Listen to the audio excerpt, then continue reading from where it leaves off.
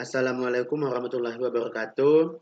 Perkenalkan, saya Samudra Ramadan, NIM 21111102056, Prodi Manajemen Pendidikan Islam, Lokal 3 Semester 6. Adapun tujuan saya membuat video ini ialah memenuhi tugas UAS mata kuliah Pendidikan Multikultural. Oke, langsung saja. Di sini saya akan menjawab dari pertanyaan yang pertama, yaitu jelaskan hakikat, dasar, tujuan dan fungsi dan pendekatan pendidikan multikultural dengan mengutip tokoh pendidikan multikultural. Di sini saya akan menjawabnya sekaligus dengan satu jawaban. Yang pertama ada hakikat dasar, tujuan dan fungsi pendidikan multikultural.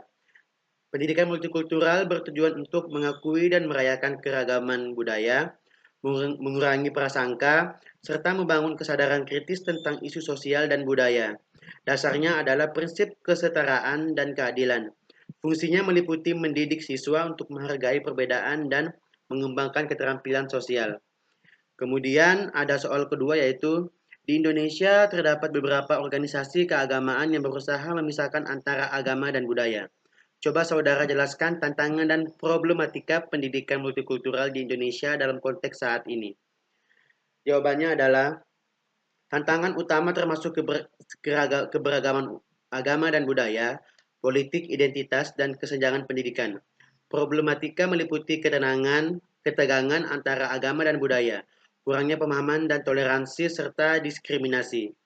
Kemudian ada soal ketiga, yaitu coba saudara jelaskan A. Pendidikan Islam dan multikulturalisme. Kemudian poin B, multikulturalisme dan dalam pendidikan Islam. Dan C, bagaimana pengembangan pendidikan multikultural di Indonesia. Jawabannya ialah pendidikan Islam mendukung multikulturalisme dengan nilai-nilai keadilan dan persaudaraan. Multikulturalisme dalam pendidikan Islam dapat diimplementasikan melalui kurikulum yang menghargai budaya lokal dan mengajarkan kontribusi berbagai etnis.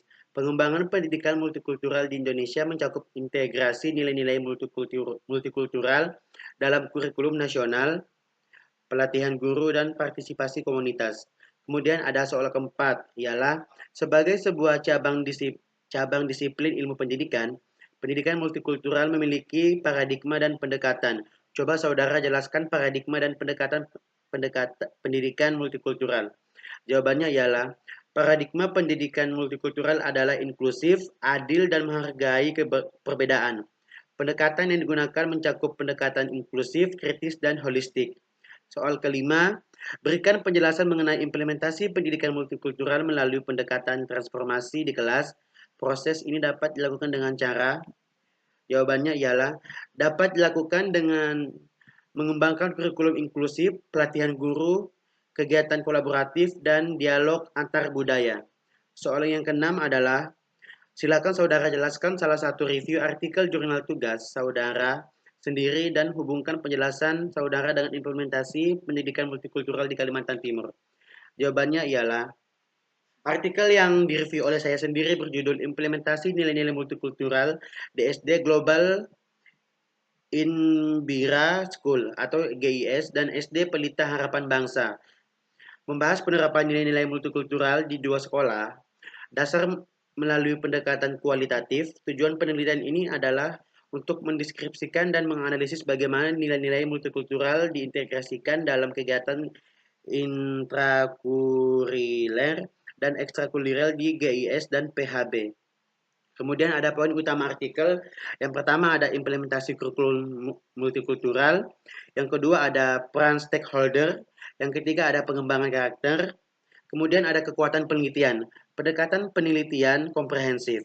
Kemudian ada validitas dan kredibilitas data yang tinggi.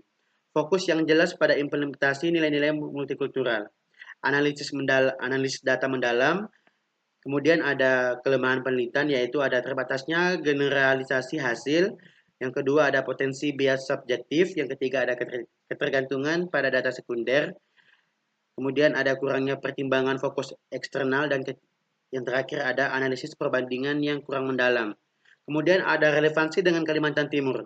Yang pertama ada integrasi kurikulum.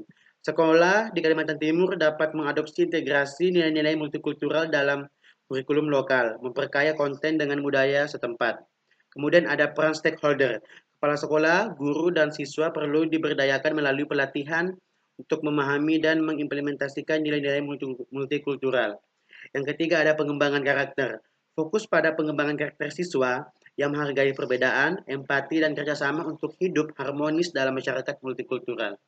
Kemudian yang terakhir ada pendekatan kontekstual, yaitu implementasi pendidikan multikultural harus disesuaikan dengan konteks lokal Kalimantan Timur, mempertimbangkan bahasa dan budaya setempat. Mungkin menerapkan temuan ini, sekolah di Kalimantan Timur dapat mengembangkan strategi pendidikan multikultural yang lebih efektif dan relevan, membantu membentuk karakter peserta didik yang inklusif dan menghargai keberagaman. Mungkin itu saja dari saya. Saya Samudra Ramadan, pamit undur diri. Wassalamualaikum warahmatullahi wabarakatuh.